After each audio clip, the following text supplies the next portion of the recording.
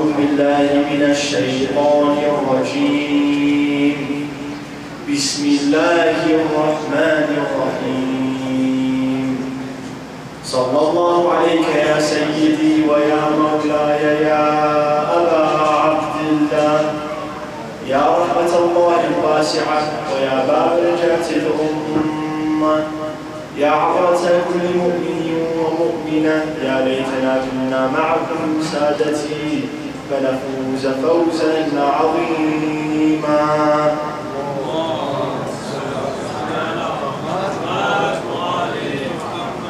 Assalamu alaikum wa rahmatullahi wa barakatuh. Before I begin, I would like to once again send you my condolences on the martyrdom of the Sayyid of martyrs, the master of martyrs, and his holy family and righteous companions. Now, as Muharram is coming to a close, as the 10 days of Ashura are coming to a close, I want to focus on one of the most important aspects of our deen. And one of the most important aspects of our wilayah to Amir al-Mu'mineen and Imam Hussein. And that is our akhlaq, our manners. Now, as we know, when you truly love somebody, you mirror their manners, you mirror their qualities. And researchers have gone to show us that the 5 closest people to you are the people that shape your identity, the people that shape your quality. So it should be even more so for the people that we say we follow, for the people that we're supposed to be on their path. You can't say that you love somebody and do the exact opposite of what they do. If you truly have love and care for somebody, then you are going to follow in their footsteps. And Allah subhanahu wa ta'ala talks to the Prophet in Surah Al-Munafiqeen. He says, إِذَا جَاءَكَ الْمُنَافِقُونَ قَالُوا نَشْهَدُ إِنَّكَ لَرَسُولُ اللَّهِ وَاللَّهُ يَعْلَمُ إِنَّكَ لَرَسُولُهُ وَاللَّهُ يَشْهَدُ إِنَّ الْمُنَافِقِينَ لَكَاذِبُونَ. That the hypocrites are going to come to you with their tongues and they're going to tell you that we believe that you're the prophet of God. We believe in God. But they only say it with their tongues. Their actions are the exact opposite. Their actions don't show that they believe in God, or that they believe that the Prophet is the Prophet of God. The Jews and the Christians would also come to the Prophet, and they would tell him, "O Prophet, we are the ones that are on the path of Ibrahim. You're not on the path of Ibrahim. You're not following God. We're the ones that originally followed God." And Allah subhanahu wa ta'ala again has an answer for them in the Quran. In the Quran, He answers them, and He says, إِنَّ أَوَّلَ النَّاسِ بِإِبْرَاهِيمَ الَّذِينَ اتَّبَعُوهُ. That the closest people to Ibrahim are the people that followed him. So what is Allah saying to the Jews and the Christians here? He's telling them that you don't follow Ibrahim. You say with your hearts, you say with your tongues that, oh, we follow Ibrahim, we're closer to Ibrahim, but at the end of the day, you don't emulate the values of Ibrahim, and you don't emulate the teachings of Ibrahim. So I can claim to follow Rasulullah and Amir al-Mu'mineen and Imam Hussein all I want. I can say over and over again that I follow them. I am from their Shia. But if my actions don't mirror that, then am I truly from their Shia? Am I truly following them? No, at the end of the day, the Quran shows us that I'm not. Furthermore, during the time of the Prophet, the Christians and the Jews would fight amongst each other. They would tell each other that, no, you're wrong, no, you're wrong. They would go back and forth with each other. Why? Because neither of them had faith. And when you don't have faith, you're trying to blame it on somebody else all the time. And when the Prophet would invite them to Islam, what would be their answer to them? They would say, but I already have the love of God in my heart. Why do I need to follow Islam? So you see here that they had gone as far as tricking themselves. They believed that what they were doing was on the path of Allah. Why? Because they were so far gone from the path of Allah that they couldn't even recognize it. They could not even recognize the true teachings of Allah subhanahu wa ta'ala when it came to them. Now imagine, you have a close friend, a sibling, a parent, and they tell you, I love you. They tell you, I care about you. But at the end of the day, they're backstabbing you. They go and they misinterpret you to other people. They lie about you to other people. Do they truly love you at the end of the day? No, they don't. There is no love there if they tell you, they're telling that I love you, but with their actions, they're lying about you. They're misrepresenting you. Unfortunately, that is what some Muslims do to Islam. They say that we love Islam, we love God, but they misrepresent Islam. They don't follow the tenets of Islam, and they show people the wrong side of Islam. They show people a false image of Islam. This is not true love. Now that we've established why it is important, why love is important, let's look at who the Prophet ﷺ has told us to love. Who are we supposed to follow? Who are we supposed to emulate?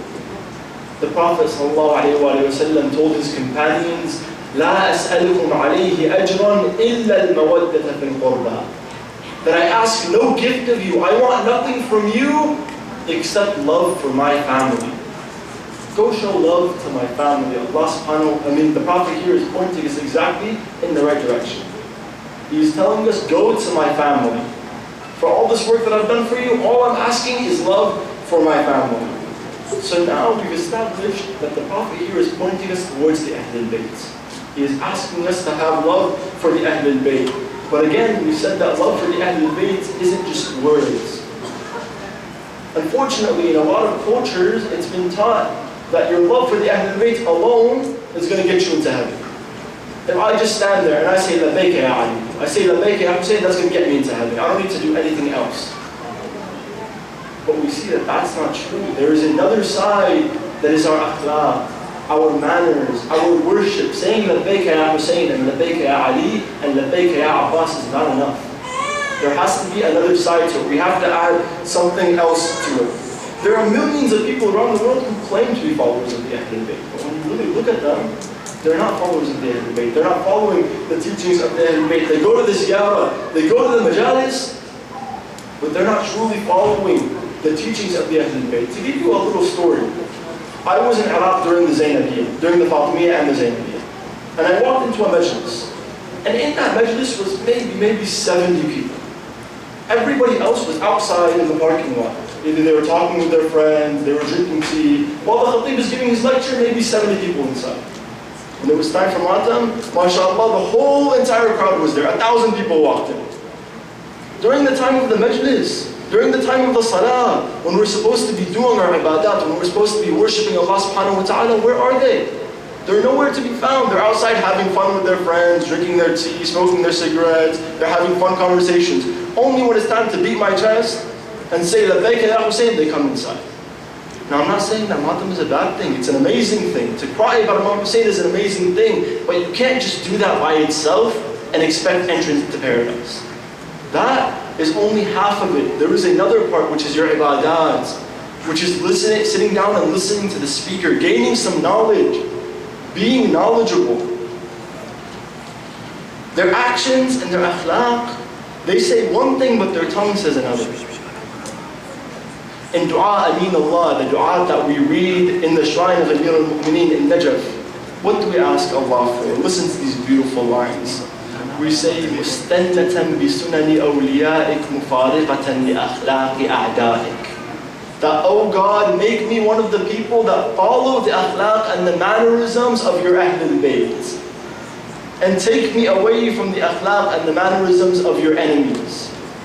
This is something that we should always keep in our hearts. We should always be asking Allah subhanahu wa ta'ala to bring us towards the manners of the Ahlul Bayt and away from the manners of the enemies of the Ahlul Bayt.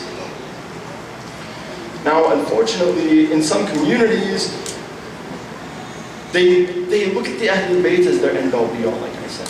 That's it. My worship for the Ahlul Bayt is the only thing I need in this world.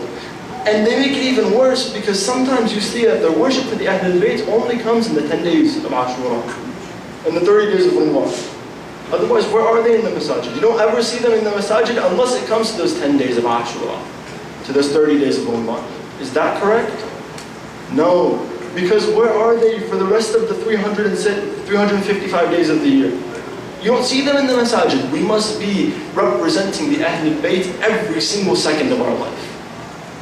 It must be in the obedience of the Ahlul Bayt. That is what a true Shia does. Islam, my brothers and sisters, it's not just a religion. It's not just prayer. It's not just siyam. Islam is a lifestyle. The Prophet ﷺ teaches us how to live every single aspect of our life. The Imams give us tips to learn to live every single aspect of our life. It's not just about doing my prayers and getting it over with. All I need to do is just pray. Khalas, I'm done. After that, I don't need to do anything else. No, it is incorporating it into your everyday life. Now there is another problem that I would like to touch on, and it is a very unfortunate problem. We as the Shia, not all of us, but some of us, especially some of our speakers, which makes it even more dangerous, have picked up this habit of cursing. We curse this person, we curse that person, we curse honorific figures in other sects. Is this correct? Show me where our imams cursed people. When did our imams curse people? To give you a story, Amir al-Mu'mineen on his deathbed, we know that Amir al-Mu'mineen lived 3 days after the hit before he died. On his deathbed, on his final day, his sons brought in Ibn Muljid in front of him. You know what Imam Ali said to the man who struck him and killed him? He said, "Oh my son Hassan, the ropes on his hands are too tight. They're cutting into his skin. Loosen them a little bit.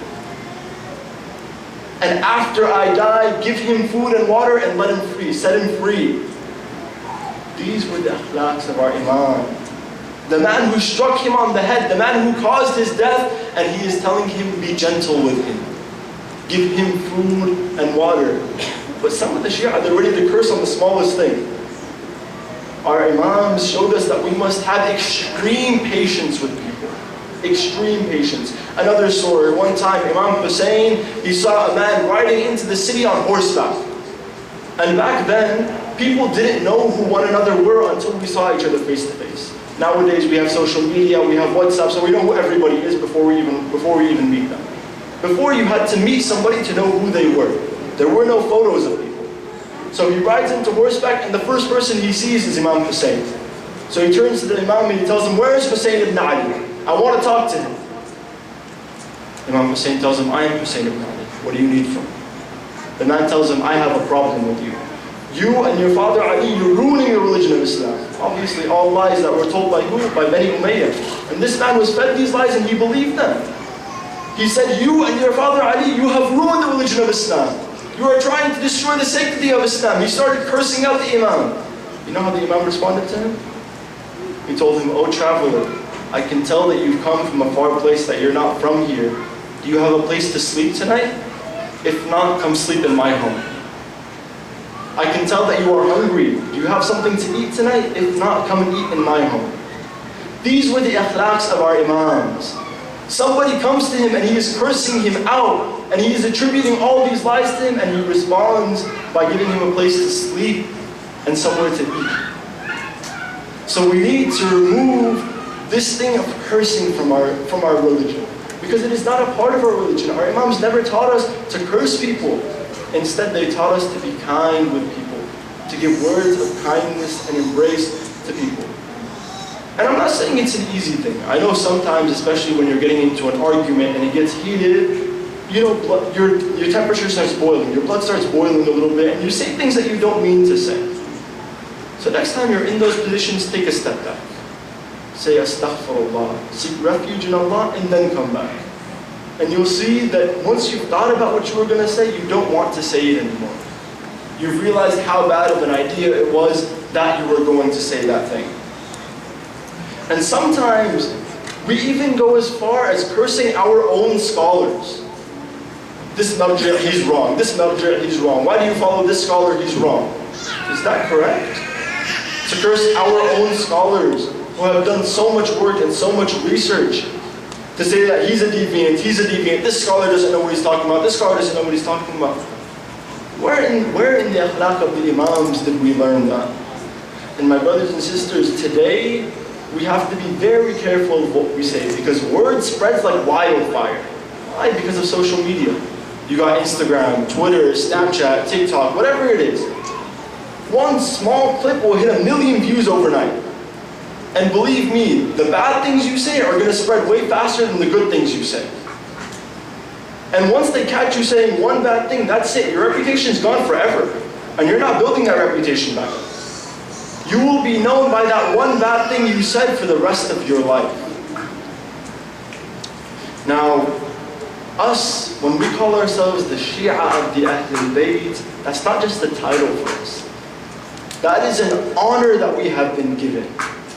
Because we are now the followers of the Ahlul Bayt, and when people look to us, They look to us to embody the Ahlul Bayt. Especially in the West, where we're 1 in a million. When you go to school, you might be the only Shia in that school. When you go to work, you might be the only Shia in your work. So we must embody the best of the Shia. So when people look at us, they say, wow, this is what a Shia is. Wow, this is what a Muslim is. We must embody the best of the quality of the Muslims. Because we're scattered here. It's not like back home where everybody is a Muslim. Here, barely anybody is a Muslim. So we must embody the best of our akhlaq and the best of our religion so that people can learn from us about our religion. And if you want to look to who the best of the Shia were, we look to Abu Dhar. We look to Salman al-Muhammadi. We look to Ammar ibn Yasir. These were the people who were the best of the Shia. The people who never lied. They never stole. They always stood with the side of haqq, the side of truth. They always told the truth whenever they could. Sallu ala Muhammad wa alihi.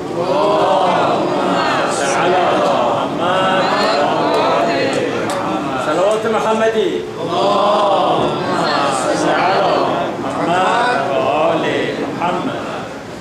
Imam Ali told us before he died, كُونُوا دَعَاةً لَنَا بِغَيْرِ أَلْسِنَتِكُمْ.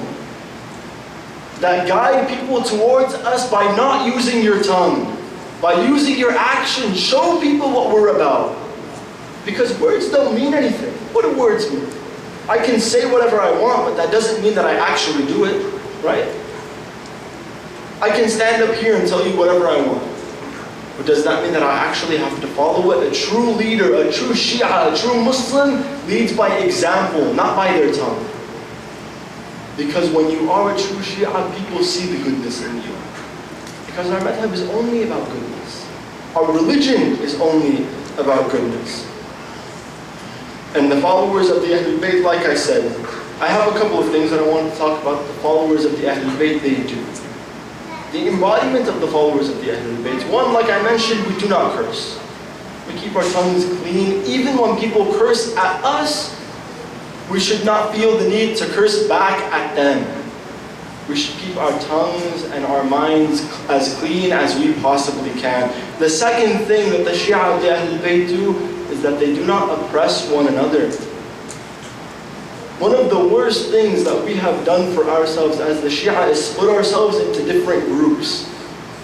You are part of this group, you are part of this group. Therefore, I can't have a connection with you. Allah subhanahu wa ta'ala tells us in the Quran that the mu'mineen are brothers. فَأَصْلِحُوا بَيْنَ أَخَوَيْكُمْ. Build bonds between your brothers. Come closer to one another. Don't be talking bad about one another publicly. And unfortunately, we have a lot of speakers that do that nowadays. All they do is stand on the minbar and talk bad about one another publicly. He said this, he said this. Why are we doing that to ourselves? We're dividing ourselves even further when we're already a minority. The third thing the Shia of the Ahlul Bayt they do is take their ibadat seriously. You know, sometimes on the day of Ashura in Karbala, they start their matam before Fajr. The adhan of Fajr is being called and they're outside doing matam instead of going inside to pray. What is the worth of that? The adhan of Fajr is being called. The Imam is standing there getting ready to begin his salat, but they don't go inside. They're outside doing their matam. Like I said, matam is a great thing, but when it conflicts with our prayers must come first. We must always put our ibadat before everything. Imam Ja'far al-Sadiq on his deathbed told his followers, لا تنال شفاعتنا يوم القيامة مستخفا بصلاته. That our shafa'ah, our intercession will not reach the one mustakhifan bisalati. Now this is a very interesting word. Mustakhifan bisalati means the one who takes his salah lightly. The Imam here is not saying the one who doesn't pray. He is saying the one who takes his prayer lightly. You know, when you're in a rush, when your prayer is supposed to take 5 minutes, but you make it take 1.5 minutes somehow, right? In Iraqi we have a saying, we say salat mith as-sarur, that his salah is like a rocket. His sujood and his ruku' are mixed into one. You can't tell the difference between them. Imam Ja'far al-Sadiq is saying that those people that pray like that, our intercession will not reach them on the day of judgment. They will not get the shafa'ah of the imams. So take care of your ibadat, because our ibadat are what are truly going to enter us into heaven, as we talked about last night. Fourthly, The Shia of the Ahlul Bayt do not lie and they do not steal. Now this is a very hard one for us because sometimes lying is in our favor. If we don't lie, we're going to get into trouble. It's just going to cause more problems for us. But the Ahlul Bayt teach us even when telling the truth is going to cause a problem for you, tell the truth. Because having that problem fall upon you, getting in trouble for telling the truth, is better than having to live with the guilt that you lied to somebody. Because that guilt is going to eat you away. Every night before you want to go to sleep, you're going to be thinking about that lie. Every morning you're going to be thinking about that lie. It is going to eat you away. So it is better to take the short-time punishment of telling the truth rather than take the long-term punishment of lying and having that eat away at you for the rest of your life. The fifth thing they do is they are always humble. The Quran tells us to walk on the earth softly, to not raise our voices at each other, to lower your voice. Don't puff out your chest as if you own the earth. Walk humbly. And we take the example of Amir al-Mu'mineen. Amir al-Mu'mineen was one of the greatest companions of the prophets. He was one of the strongest men in the army of the Prophet, but did you ever see him boasting about it? Did you ever see him puffing out his chest and saying, I am the champion of Rasulullah? No. He walked humbly. He would walk with his head down. He would walk so that people would not notice him, so that he would not bother people when he was walking by. There was a story one time, an Amir al-Mu'mineen saw a lady struggling in the market to carry her groceries. So he went and he carried them for her. He went back to her house and he saw that she had multiple kids and she still had to cook dinner. So he asked her, Ya Amat Allah, O Lady of Allah, can I help you? Can I watch your kids while you cook dinner? She said, okay. So he sat there and he was playing with her kids while she cooked dinner. And he decided to ask her, where is your husband? I don't see your husband here. And this was during the time of his khilafah. He was Khalifat al-Mu'mineen at this point. And she said, well, the Khalifa of the Mu'mineen, he sent him out on a battle and he died. I never got to see my husband after that. Amir al-Mu'mineen stayed quiet. He didn't tell her, I am Khalifat al-Mu'mineen that you are talking about. He stayed quiet, he stayed humble until one of the lady's friends came into the house and she saw Amir al-Mu'mineen is playing with this lady's kids. She became confused. She told her, oh so-and-so, do you know who's sitting in your living room right now? Do you know who's playing with your kids? This is Amir al-Mu'mineen. Amir al-Mu'mineen, when he would give charity to the poor, how would he do it? He would do it in the middle of the night with nobody around, when nobody would know. They only found out that he was giving charity because when they were burying him, they saw the marks of the bag on his shoulders. That is the only way they knew Amir al-Mu'mineen was giving charity, because he would give it in the dark of the night from behind a door. That is how we, the Shia of Amir al-Mu'mineen, should be. We should be humble when we do things, not boasting about what we do. And finally, one of the most important things that a Shia can do is be open-minded, my brothers and sisters. We live in the West, where we are open to thousands of ideologies a day, especially our young ones. They have friends of all different faiths, all different religions, all different races. And what does the Quran tell us? It tells us, Ya ayyuhan nas, inna khalaqnakum min dhakarin wa untha wa ja'alnakum shu'uban wa qaba'ila lita'arafu. That we created you from nations and tribes, and we created you into male and female in different religions, so that what? So that you can fight amongst each other? So that you can argue with one another? No. So that you may get to know one another. So that you may come together in peace and in harmony. We as the Shia of the Ahlul Bayt have to always be the ones reaching out our hands across the aisle. We must start the conversation. Imam Hussein, as he was facing the enemies of Allah on the battlefield of Ashura, what did he tell them? He gave them one final chance. He told them, if those of you that fear God, then at least leave this battle with free will. Live as free men. Do not fight me if you fear God. Imam Hussein knew that maybe some of them were not there under their own control. They were there because they felt forced to be there. Because if they did not be there, then Yazid would kill them, just like he was threatening to kill the Imam. So be open-minded when we have these dialogues, especially these intra-faith dialogues. These intra-faith dialogues are the most important. The dialogues within our own faith, with other sects, so that we may understand each other and come together in unity instead of fighting against one another as we always have been. So my brothers and sisters, what can we learn from the Ahlul Bayt? The most important thing we can take from the Ahlul Bayt is their akhlaq, is their humility, is their kindness, their generosity. They would always walk around with a smile on their face. They would make the people around them happy. When people saw them, they would truly become happy. That is how we, the Shia of the Ahlul Bayt, should act. If we really want to call ourselves the followers of Ali and Fatima and Hassan and Hussein, we must follow them exactly. We must follow their mannerisms exactly. صلوا على محمد وآل محمد. اللهم صل على محمد وآل محمد. Now, my brothers and sisters, is the time that I ask you to allow me to transport your hearts and your minds to the land of Karbala. Tonight, Imam Hussein sees himself alone on the battlefield. He sees that there is nobody else there to help him. All of his companions, all of his brothers are now dead. All of his family are now mutilated on the battlefield of Karbala. And so he dons his armor and he begins to go out to fight.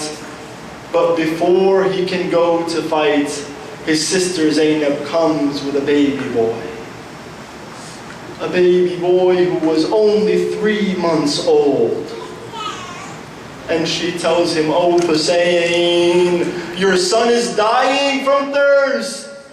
His face has become pale. He has stopped moving. He is dying if we don't get him water now." And so Imam Hussein carries this baby boy towards the enemy. And he tells them, "O enemies of Allah, if I have wronged you, if I have done something to wrong you and you want to kill me because of that, what has this baby done to wrong you? This baby is only 3 months old. He has done nothing to you. Give him some water so that he may survive." Disturbance happens in the camp of Yazid ibn Muawiyah. They are arguing between themselves. Some of them are saying, "Give the baby water, this baby is dying." Others of them are saying, "No, let this baby die. He deserves to die with his father."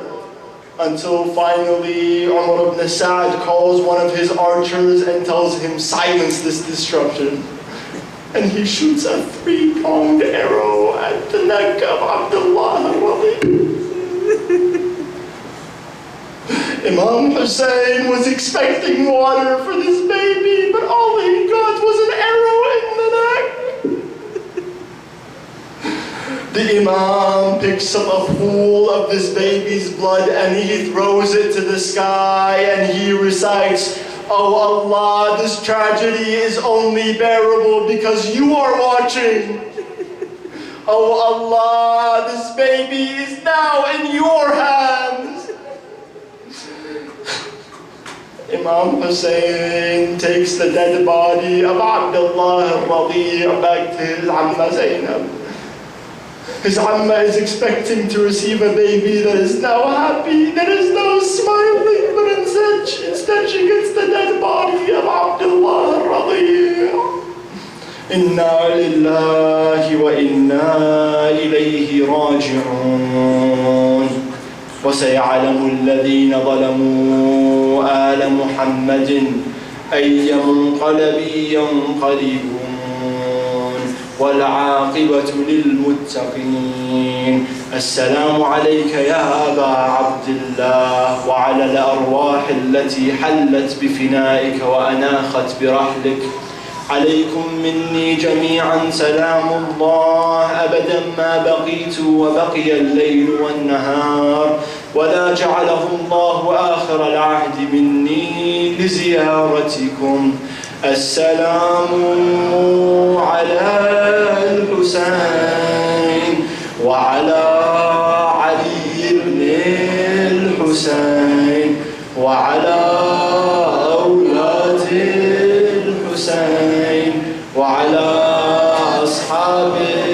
Hussein. Assalamu alaikum ya ahl bayt an-nubuwwah jami'an wa rahmatullahi wa barakatuh. Wal Fatiha ma'a salati ala Muhammadin wa ali Muhammad.